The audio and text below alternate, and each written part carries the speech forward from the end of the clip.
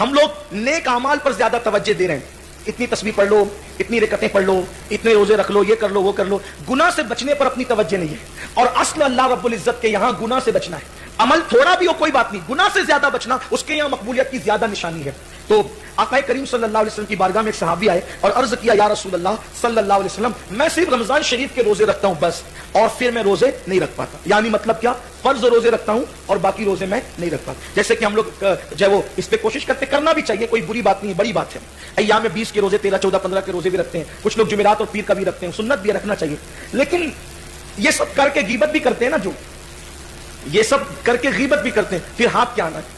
تہجد پڑھ کے غیبت بھی کرتے تو ہاتھ کیا آنا ہے؟ وہ صحابی کہہ رہے ہیں اب دیکھیے اللہ کے رسول کی بارگاہ میں، حضور میں صرف رمضان شریف کے روزے رکھتا ہوں اور روزے میں نہیں رکھ پاتا. پھر عرض کی آقا میں صرف 5 وقت کی نمازیں پڑھتا ہوں اور نمازیں میں نہیں پڑھ پاتا. پھر عرض کی یا رسول اللہ مجھ پہ زکوٰۃ فرض نہیں ہے اور نہ مجھ پہ حج فرض ہے، نہ میں حج نہ نفلی حج کرتا ہوں. اب حضور مجھے بتائیں کہ میں صرف یعنی فرض پر اکتفا کرتا ہوں، زیادہ عمل میرے پاس نہیں ہے. حضور میں مرنے کے بعد کہاں جاؤں گا؟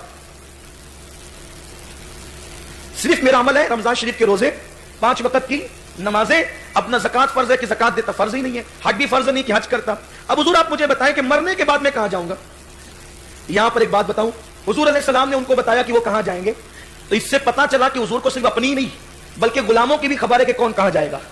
تو آج کل جو لوگ یہ کہتے ہیں نا کہ حضور کو غیب کی خبر نہیں ہے اور حضور کو یہ بھی پتا نہیں کہ حضور کے قیامت کے دن حال کیا ہوگا. ارے قیامت جس کے لیے بپا کی گئی ہے اس کو حال نہیں ہوگا تو پھر کس کو حال ہوگا؟ اور خدا کی عزت کی قسم قیامت کو بھی قیامت کا انتظار ہے کہ وہ دیکھ لے شان مصطفیٰ کیا ہے. فقط اتنا سبب ہے انعقاد بزم محشر کا کہ ان کی شان محبوبی دکھائی جانے والی.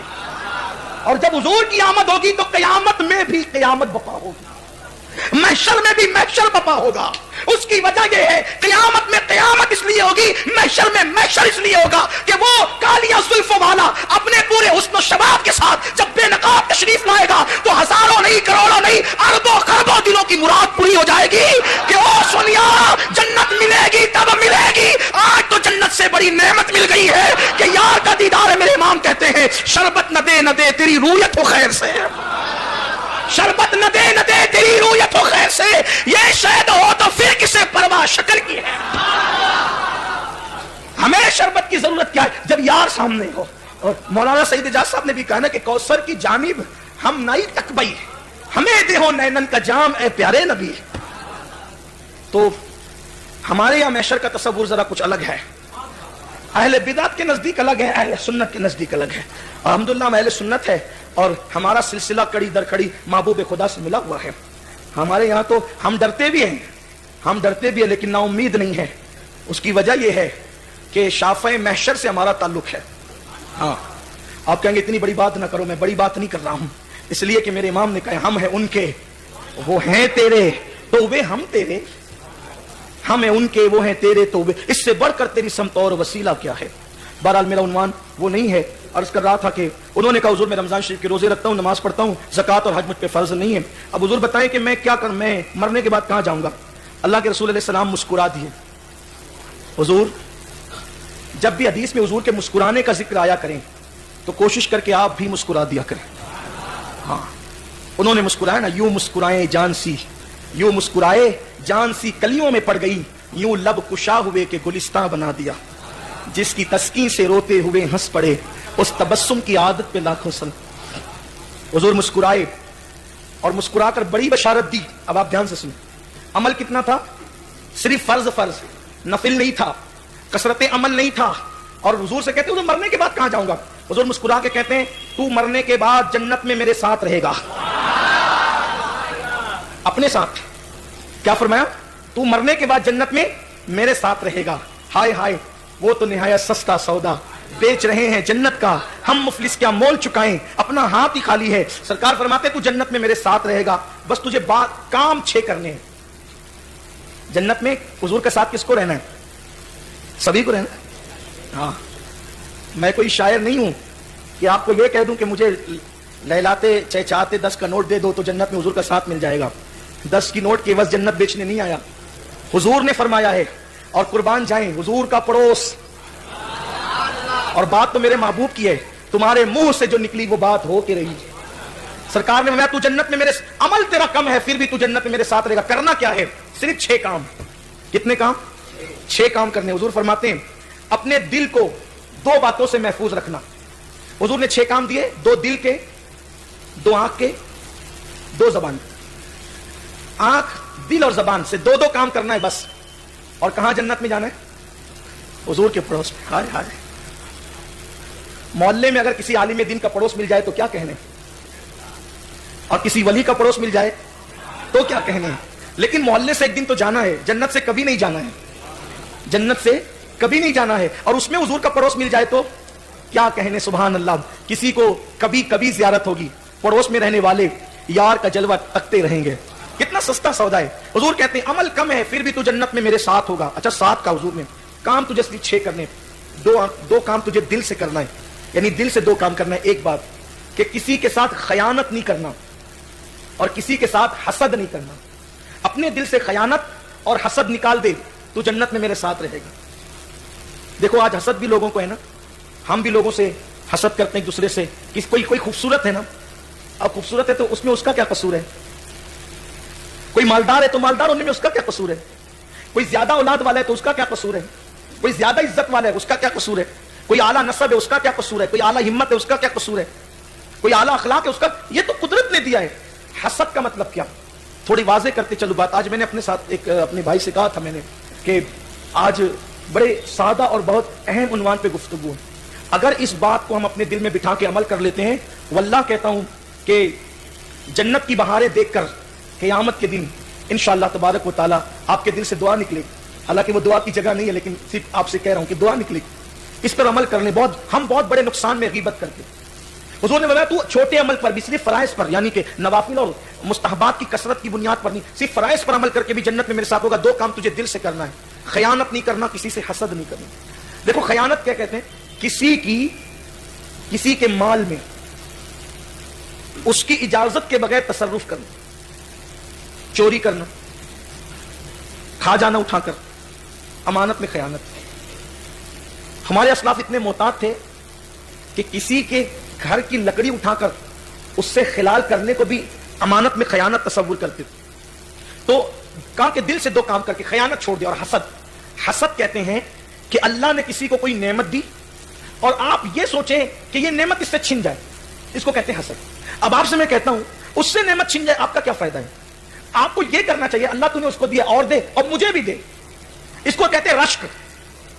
تو اللہ بھائی ایک بڑی مثال بڑی مشہور ہے کہ کووں کے کوسنے سے گائے تھوڑی مرتی ہے. گائے جب چلتی ہے تو کوے کائیں کائیں کر کے کوستے ہیں کہ یہ مر جائے تو ہمیں کھانا ملے. تو بھائی تجھے گائے کے مرے بغیر بھی کھانا مل سکتا ہے. کوے صاحب اللہ پہ بھروسہ تو کر کے دیکھ.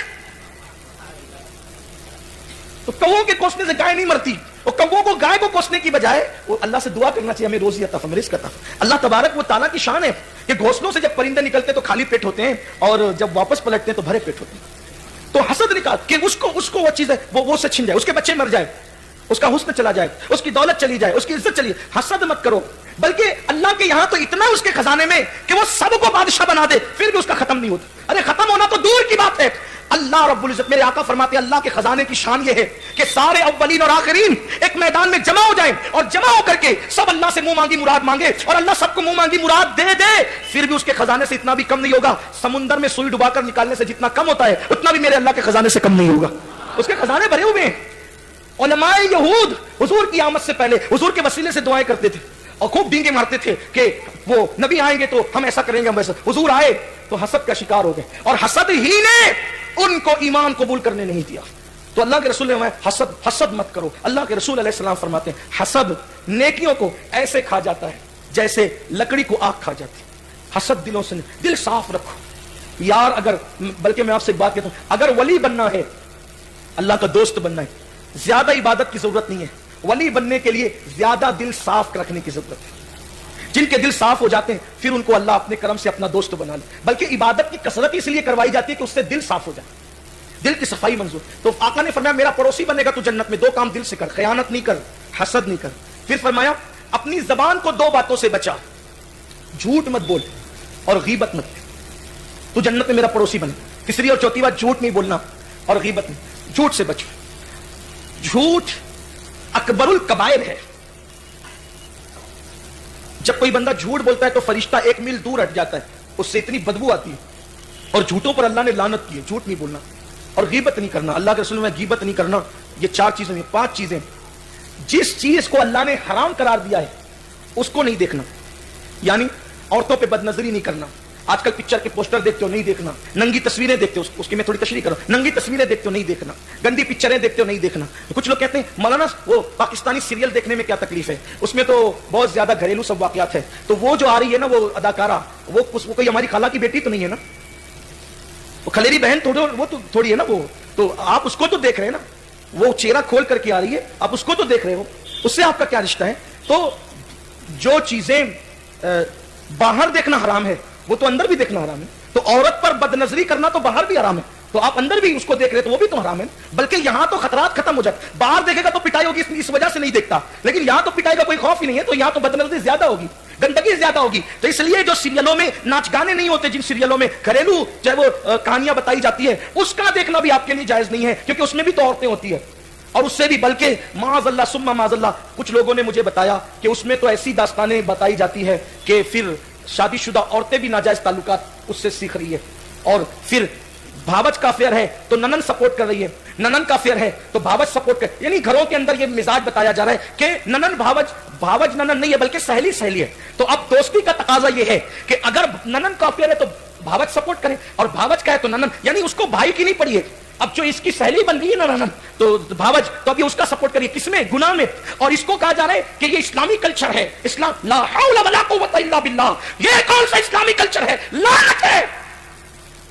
کس نے کہہ دیا کہ بھاوج شادی شدہ کو افیئر میں سپورٹ کرنا اسلامی کلچر, یہ اسلامی کلچر ہے, یہ اسلامی کلچر. قرآن کہتا ہے ولا تعاونوا علی الاسم والعدوان, گناہوں پر اور برائی پر ایک دوسرے کی مدد نہ کر. وہاں تو ہونا یہ چاہیے تھا کہ غلط قدم اس کے جا رہے تھے تو فوراً روک دیتی یا گھر والوں کو اطلاع کرتی کہ غلط راستے جا رہی, کیونکہ اگر آپ کہتے چلے ننن بھاوج نہیں, دوست ہی دوست کو لے لے. سچا دوست وہ ہے کہ جب تو گناہ کرے تو وہ تیرا ہاتھ پکڑ کے روک دے, سچے دوست کی پہچان یہ. اور آپ اس کو اسلامی کلچر کہتے ہیں.